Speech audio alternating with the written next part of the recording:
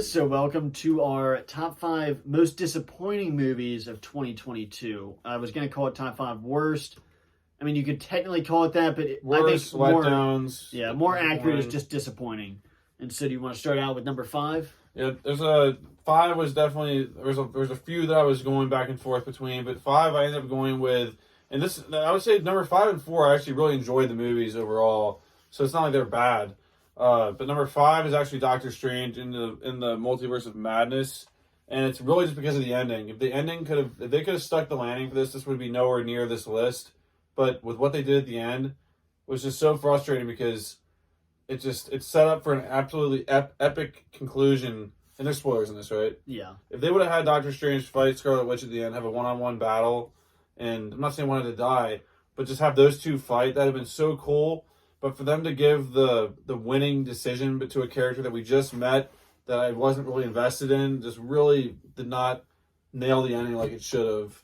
And yeah, just kind of frustrating how that movie ended, which is why it ended up on my top 5 most disappointing movies of 2022. Number 5 for me is Northman, because the Northman, even though I thought there were excellent scenes in it, this movie made it to where, I know it's supposed to be kind of a true story, more accurate to historically accurate about the Vikings, how brutal they were. But watching this movie, there's excellent action scenes that are set up to like a 300 style battle. But watching the movie, you don't know who to root for, and you just can't enjoy the movie. It's just absolutely brutal.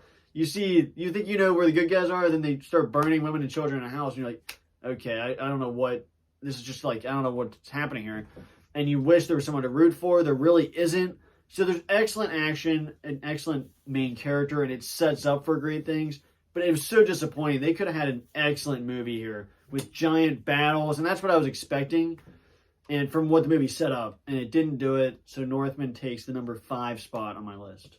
Clocking at number 4 is Batman, and similar to what Kenny said in the top 5 best movies of 2022, Batman's start was one of the most awesome starts to a superhero movie ever, with the music and just showing shots of things rolling in the darkness and bad guys worrying about where Batman was. But there's just a few things about this movie that it was too long. There was some stuff that they did with Batman at the end that I didn't agree with, making him like think about what he was doing was wrong. And then you also throw in there's a couple of stupid lines in there. Really stupid. It was very frustrating and stuff that did not need to be in there that could have made this movie easily one of the best movies of the year. So Batman's number 4 for me. Yeah, number 4 for me is Thor: Love and Thunder, because Thor, Chris Hemsworth, great actor, one of my favorite actors in Hollywood, and Thor, the character is amazing. But unfortunately, they disrespect Thor in this movie. They make him a joke. They make basically everyone a joke. They bring in Jane Foster as Thor, which, I was saying it could have worked, but this movie is just kind of a train wreck because they don't respect Thor. They don't give him a cool scene. And they give him some cool scenes, but they just make him such a joke. I mean, Thor Ragnarok did this so well with giving him cool scenes and having funny scenes. But Thor, it's just an absolute joke through the entire movie. A Thor movie should be awesome, like Ragnarok. But this one was just a letdown. There's screaming goats, and then at the end, instead of giving Thor a cool action scene, in a movie called Thor, they let kids kill the villain. This movie, the more I think about it, the more disappointed I am. And I haven't been looking up any scenes from this movie thinking, oh, that was a cool scene. It just hasn't happened. So Thor: Love and Thunder is number 4 on my disappointed list. And number 3 is Thor: Love and Thunder for me. Agree with everything you just said. There's a lot of just very head-scratching moments in this movie. And I think the difference between this and Thor Ragnarok was that Thor Ragnarok knew who the protagonist was and how to treat the character of Thor. And it really, in Ragnarok, he's on such a perfect level and like how they portrayed him, that in this one, it's like he regressed so much that you're just like thinking, what in the world is happening here? And there's just no respect to Thor. And then, there's just the Guardians cash grab. Yeah, marketing. Kids are able to fight, and would not only fight in like a cool way, but they fight with like stuffed animals. It was like, what am I watching right now? And just there's absolutely just no tension. It's unbelievable that a movie that has Star-Lord and Thor in it. Obviously, the marketing was lying about Star-Lord being in this, but a movie with those two, like that should be a 10 out of 10 already with those two in it. And for them to make a movie that I did not like and put some of my most disappointing movies is testament just to how disappointing this movie really was. So Thor: Love and Thunder is definitely number 3 for me. Yeah, number 3 for me is Black Panther, Wakanda Forever. I think, is it called Wakanda Forever? Yeah. Black Panther. Yeah. So this Black Panther, Wakanda Forever. This movie, once again, the passing of Chadwick Boseman was unexpected and obviously was something the movie couldn't control. But I really do think that you have another character trying to fill the shoes of Black Panther and Shuri. And Shuri wasn't one of my favorite characters before. And I just think this movie really needed Chadwick Boseman in there. I mean, you got this really cool villain, Namor, who was okay. I mean, he didn't have that many cool scenes. But it could have been a really cool scene with Black Panther and Namor fighting. And I just think, I'm sorry, Chadwick Boseman could carry the movie. I just don't think Shuri can. And I think that's what killed this movie. They have random subplots where they have this whole country of Wakanda and then they go to this random college girl. I mean, there's just, that's not what I want to see in a superhero movie. And this movie just did not know what to do. They had little shreds of cool things with the Atuma character that I know is in a video game. But then again, this movie's not that memorable. The fight scenes aren't that great. There's some okay ones, but this movie I think would have been carried by the main character. And unfortunately, Black Panther goes on number 3. This 3 on this list. Yeah, number 2 for me is Black Panther, Wakanda Forever.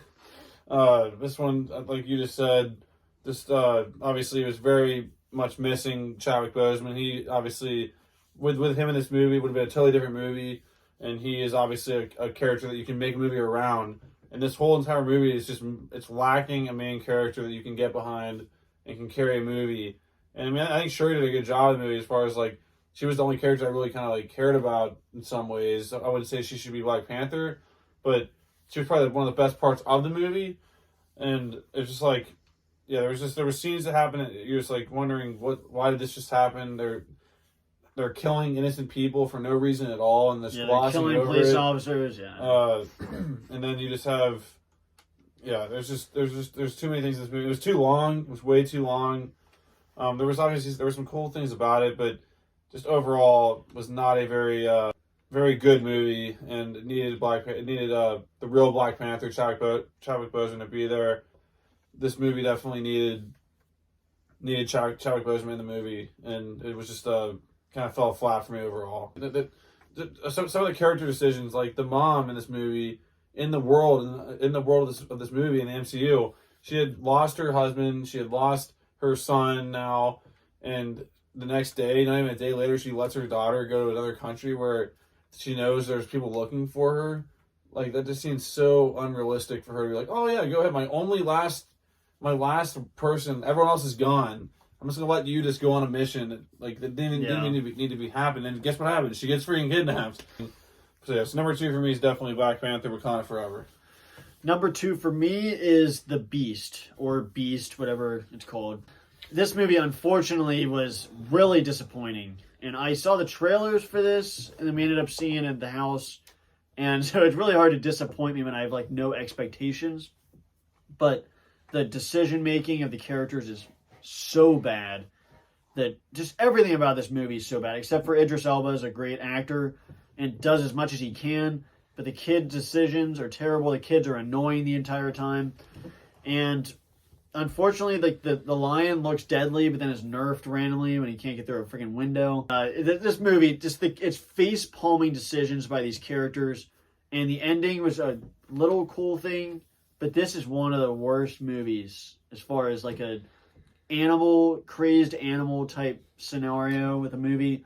And The Beast was terrible. And this fits 2 behind 1 movie that you probably already know if you watch the channel. Yeah, we were supposed to say our number 1 worst movie of 2022, and we can say worst, not just disappointing. The worst movies definitive of 2022 is easily Halloween Ends. Yep. And to the end. So unfortunately, yeah. So Halloween Ends. You can check back to our Halloween End review with Ty and Zach. That was definitely just an absolute letdown of a movie. We went into that thing after having 2 beyond perfect movies of Halloween 2018 and Halloween Kills. thinking this is going to be the epic conclusion. He's going to fight Laurie. Who's going to live? Are they both going to die? Just how many kills is he going to have? Is he going to like break the record? And for the fact that he kills one and it's an assisted kill, no, 2 assisted kills, no solo kills, is unbelievably disgusting for a director to do that and think that like, and for the director to even say openly in interviews that he knew the audience wasn't going to like it. What are you making the movie for? I know no one's going to like it. I'm just going to make it anyway. And yeah, and then you do certain things in it that I was buying into. I will give it, the opening of the movie is definitely shocking. It catches you off guard, but why is this even in the movie? Like it didn't need to be in it because just because it's shocking doesn't make it good. Honestly, that bad to where like when I watched it the first time, I was giving the movie the benefit of the doubt that they're gonna make up for it at the end, This is gonna lead to something. Yeah, and it doesn't lead to anything. And the only positive is Allison and Michael being there. Maybe kind of. Even though he's like wobbling around and like the banister. And he's the fact that you had to say, okay, if you'd have told me that the 2 words after this movie would have been Allison and Bannister, I'd have been like, you'd have no idea what you're talking about. And not only that, the way that Michael goes out is awful too. He gets absolutely just destroyed in a pathetic out. Pathetic way to go. After all the ways that he survived car crashes, houses burning down, gunshots, bats, sticks, poles, and he goes out because all of a sudden he gets hit. Just Laurie's an old lady. Just by an 80-year-old, a 70-year-old. So it's just too much. This is definitely Halloween Kills. Halloween Kills is a great movie. You need to check it out. Halloween Ends is the worst movie of 2022 and might be the worst movie of my life. Well, it's the most disappointing movie I've ever seen in theaters. It's gotta be. It just has to be. This movie is a garbage dumpster fire, come in the bottom of my shoe kind of movie. Yeah. This movie was so bad and disappointing. And I just, like you said, the beginning had it to where this is crazy, like stuff happening here. What is this going to mean? What is this going to lead to? And then you get 30 minutes of a soap opera with Laurie and some old man in the grocery store. And okay. I looked over to people we were with, and I looked over to Zach, and I'm like, it's going to turn around here. Don't worry. It's going to lead to something. And then it keeps going. And then Corey is wearing the mask, and Michael gets beat up by a 75-year-old grandma. And then you think to yourself, what is happening? What am I doing with my life? Because Michael goes from God mode to getting beat up by a granny in a house. And you think to yourself, wow, this really came to a crashing halt here in this series. And this is easily my most disappointing movie of the year in the last, maybe my whole life. And it's easily the worst movie. F this movie. F this director. Yeah, this movie sucks. I would definitely like to say, just in closing for the Halloween Ends, is that the fact that he's on screen for a combined like 10 minutes of a 2-hour movie is just disgusting that you do that and kill him at the same time. It's one thing if you have him survive, and maybe this is setting up for a bigger movie in the next one, but no, he's dead. He's gone. He's literally gone except the mask. And it's terrible that like our hero goes out like that. And just really, really brutal way to end a trilogy that was one of our most hyped movies probably ever. There's even a petition out there that says has like a bunch of freaking votes saying that this movie needs to be remade or scratched to make another one because it's that bad. So it's not just us. The majority of people, I've not met one person that likes this movie. It should be called Halloween. Good. We don't know what the F we're doing. Halloween F you. Yeah, F you. We don't know what we're doing. F you. You're a dumpster fire. Thanks for your money. No good. So yeah, easily Halloween. Most disappointing movie of the year. F this movie, and I want an apology from this director right away. Yeah. All right. Thanks for watching, guys. Our top 5 most disappointing movies of 2022. Just like the last video, top 5 best. Go in the comments and let us know what your top 5 worst movies or most disappointing movies were of 2022. And were there any on our list that you really disagreed with or agreed with? Let us know in the comments. And hope you guys have a great start to your 2023. Happy New Year, guys. We'll have to do a top 5 most anticipated movies. Yeah, definitely top 5 most anticipated. There's some big ones coming out this year. And one that's actually coming out in less than a week and a half. Yeah. So get ready for that one, and we'll see you guys on the next video. Bye, guys.